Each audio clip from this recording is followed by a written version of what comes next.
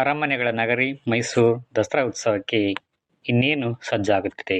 ಹೌದು, ದಸರಾ ಉತ್ಸವಕ್ಕೆ ಇನ್ನೇನು ದಿನಗಣನೆ ಆರಂಭವಾಗುತ್ತಿದೆ. ಇದನ್ನೇ ನೆಪವಾಗಿಟ್ಟುಕೊಂಡು ಮೈಸೂರು ಅರಮನೆಯ ಇತಿಹಾಸವನ್ನು ಸ್ವಲ್ಪ ತಿಳಿದುಕೊಳ್ಳೋಣ. ಇದರ ಬಗ್ಗೆ ಸ್ವಲ್ಪ ಮಾತನಾಡೋಣ. ಟಿಪ್ಪು ಸುಲ್ತಾನ್ ಆಳ್ವಿಕೆ ಮಾಡುತ್ತಿದ್ದ ಕಾಲಮಾನದಲ್ಲಿ ಈ ಅರಮನೆಯನ್ನು ಸೌಂದರ್ಯ ವಿಲಾಸ ಅರಮನೆ ಎಂದು ಕರೆಯಲಾಗುತ್ತಿತ್ತು. ಆದರೆ 1792-93ರ ಸಂದರ್ಭದಲ್ಲಿ ಒಮ್ಮೆ ಇದ್ದಕ್ಕಿದ್ದಂತೆ ಸಿಡಿಲು ಬಡಿದು ಹಾನಿಗೊಳಗಾದ ಈ ಅರಮನೆ ವಾಸಿಸಲು ಯೋಗ್ಯವಿಲ್ಲದಂತಾಯಿತು. ಅದೇ ಸಮಯದಲ್ಲಿ ರಾಜ್ಯದಲ್ಲಿ ಕಾಲರಾ, ಪ್ಲೇಗ್ ನಂಥ ಭೀಕರ ರೋಗಗಳು ಕಾಣಿಸಿಕೊಂಡ ಕಾರಣ ಎಷ್ಟೋ ಜನ ಮೃತಪಟ್ಟರು. ಮತ್ತೊಂದಷ್ಟು ಜನರು ಮೈಸೂರಿನಿಂದ ಪಲಾಯನ ಮಾಡಿದರೆಂದು ಊಹಿಸಲಾಗಿದೆ.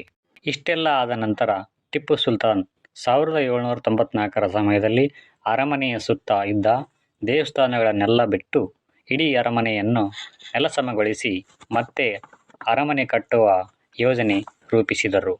ಆದರೆ ಅಷ್ಟರಲ್ಲಿ ಯುದ್ಧಗಳು ಹೆಚ್ಚಾದ ಕಾರಣ ಆತನಿಗೆ ಈ ಕೆಲಸಕ್ಕೆ ಬಿಡುವಿಲ್ಲದಂತಾಗುತ್ತದೆ. ಯುದ್ಧಗಳನ್ನು ಎದುರಿಸುತ್ತಿದ್ದ ಟಿಪ್ಪು 1799ರಲ್ಲಿ ನಡೆದ 4ನೇ ಆಂಗ್ಲೋ ಮೈಸೂರು ಯುದ್ಧದಲ್ಲಿ ಅಸುನೀಗುತ್ತಾನೆ. ಟಿಪ್ಪು ಸಾವಿನ ನಂತರ ಒಡೆಯರ್ ಮನೆತನದ ಅಧಿಕಾರಕ್ಕೆ ಬಂದ ಮೈಸೂರನ್ನು ಮುಮ್ಮಡಿ ಕೃಷ್ಣರಾಜ ಒಡೆಯರ್ ಆಳುತ್ತಿದ್ದರು.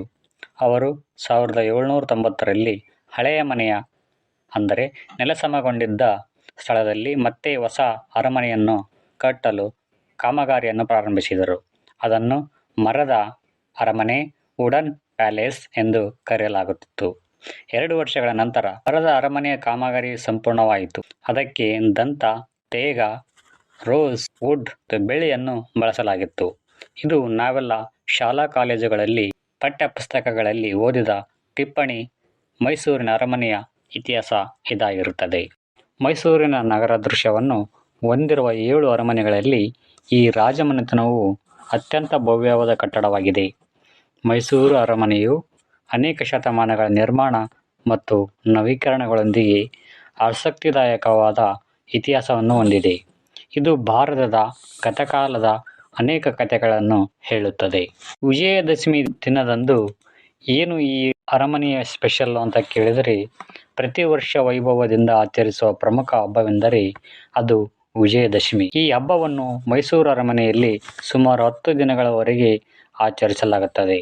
ಹಬ್ಬದ ಪ್ರಮುಖ ಆಕರ್ಷಣೆ ಎಂದರೆ ಅಂಬಾರಿ, ಆನೆಗಳ ಮೆರವಣಿಗೆ.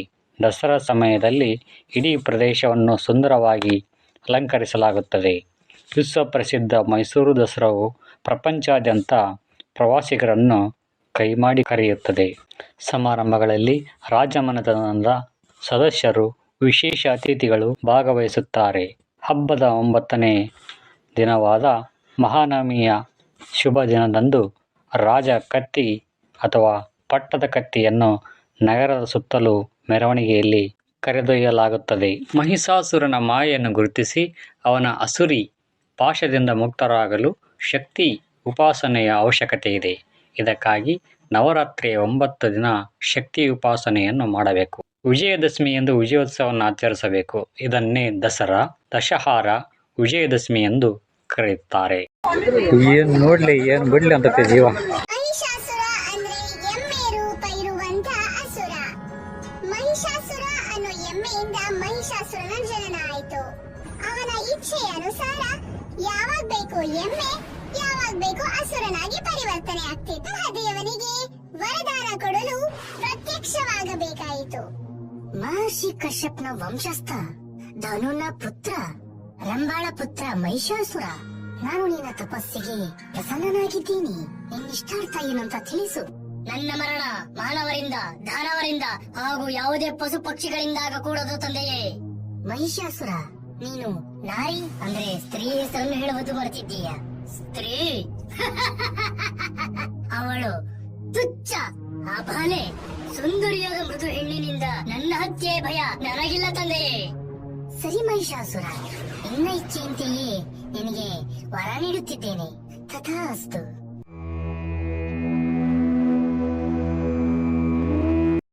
ಮಹಿಷಾಸುರನ ಮೃತ್ಯು ಹೇಗೆ ಸಾಧ್ಯ ಸ್ವಾಮಿ?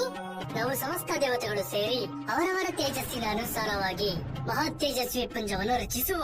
ಮಹಾ ತೇಜಸ್ವಿ ಪುಂಜದಿಂದ ದೇವಿ ಭಗವತಿ ಮಹಾಮಾಯೆ ಅಂದ್ರೆ ದೇವಿ ದುರ್ಗಾ ಪ್ರಕಟವಾಗುವಳು ಹಾಗೂ ಆ ದೇವಿ ದುರ್ಗಾ ಮಹಿಷಾಸುರನನ್ನು ಸಂಹಾರ ಮಾಡುವಳು.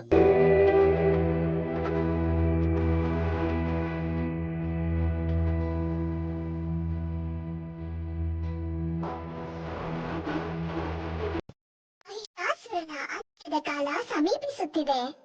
ನೀವು ನಿಶ್ಚಿಂತೆಯಿಂದಿರಿ.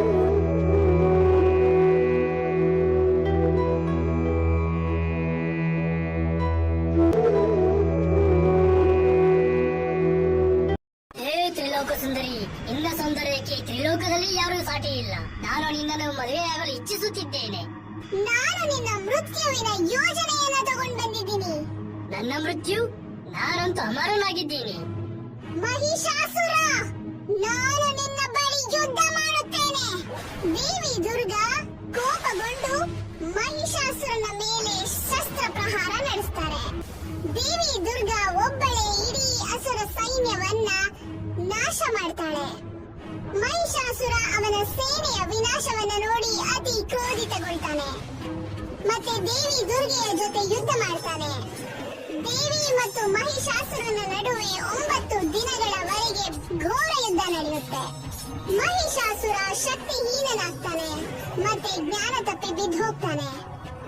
ಮಹಿಷಾಸುರ, ಯಾವ ಸ್ತ್ರೀಯನ್ನ ನೀನು ಅಬಲೆ ತುಚ್ಛೆ ಅಂತ ಅನ್ಕೊಂಡಿದ್ಯೋ ಅವಳೇ ನಿನ್ನ ಮೃತ್ಯುವಿಗೆ ಕಾರಣನಾಗ್ತಾಳೆ. ದೇವಿ ದುರ್ಗೆ ಅವಳ ತ್ರಿಶೂಲದಿಂದ ಕಡೆಯ ಪ್ರಹಾರವನ್ನ ನಡೆಸಿ ಮಹಿಷಾಸುರನ ವಧೆಯನ್ನ ಮಾಡಿ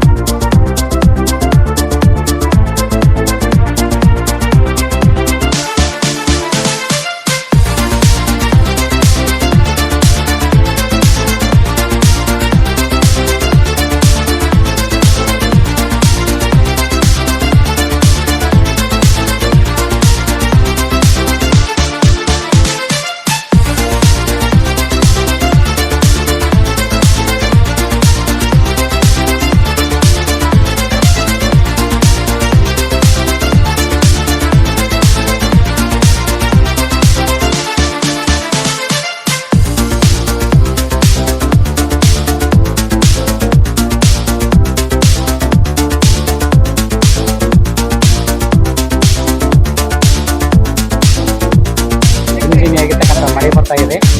ಎತ್ತ ನೋಡಿದರೂ ತುಂಬಾನೇ ಒಂದು ಸುಂದರವಾಗಿರ್ತಕ್ಕಂಥ ಒಂದು ವಾತಾವರಣ ಕಾಣ್ತಾ ಇದೆ ಇಲ್ಲಿ. ಯಾವ ಸಣ್ಣ ಸುಳ ಮಗಂದು ಆಗಿದೆ ಅವನ ಮಗಂದು. ಗಾಯ್ಸ್, ಅರಮನೆ ನೋಡೋಕೆ ಹೋಗಿ ಬಸ್ ಸ್ಟ್ಯಾಂಡ್ ಕಳ್ಕೊಂಡ್ಬಿಟ್ಟಿದ್ದೀನಿ.